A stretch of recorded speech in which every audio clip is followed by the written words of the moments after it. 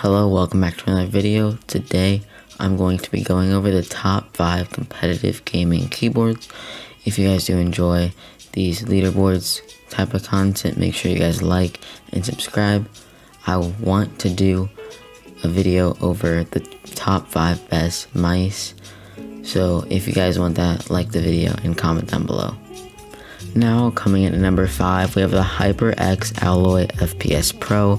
This is a very budget keyboard. It usually comes in from $50 to $60, and I wouldn't necessarily recommend it just because it's not the greatest switch options. I'm pretty sure it's a membrane keyboard with the HyperX switches, and I've never tested those out, so I can't give recommendation.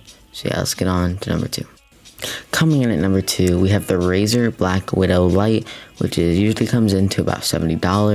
The Razer Black Widow is one of the best gaming keyboards, but this is a descendant of that. It's a light version, so I have never tested it out. I don't know too much about it. I would assume it has same switch option as a lot of other keyboards.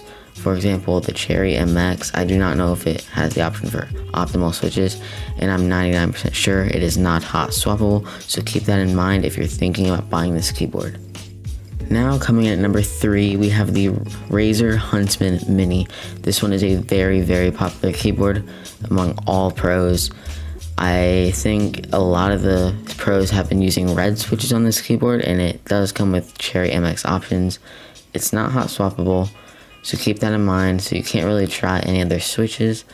If you're thinking about buying this keyboard, there's a white version and a black version of this, so keep that in mind when you're buying.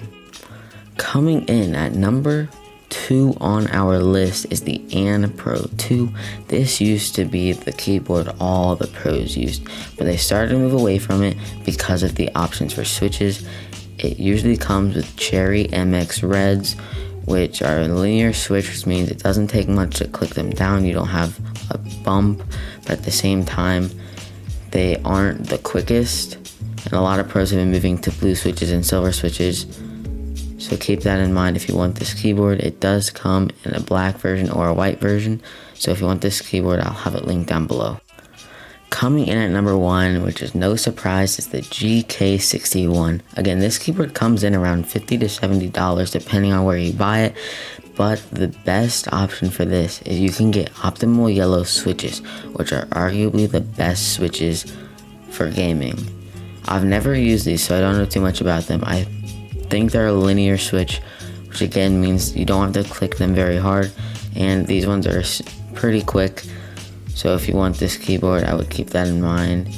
And you also have the options for Cherry MX switches, which are very popular.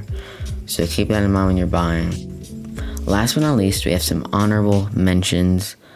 For example, my keyboard, which is a Ducky 1.2 Mini with speed silver switches. I love this keyboard. It's super quick. You don't really have to click it down very far, and it's not very loud, so it's not going to disturb anybody else in your house or apartment. Also, another honorable mention is the RK61. The only reason I wouldn't necessarily recommend this keyboard is because of the switch options. You only get the option between red and blue switches, which is very limited, especially when you're trying to have quick switches. For example, the silver switches and the yellow switches, you don't get those options with this keyboard, but it is still very compact and very quality. That's the end of this list. If you guys did enjoy, hit the like button, hit the subscribe button, and comment down below if you want me to make this a series on this channel. I really enjoy making these videos. It's very helpful for you guys and for me, because I've been wanting to try out some new keyboards. So thank you guys so much for watching, and I'll see you guys in the next one.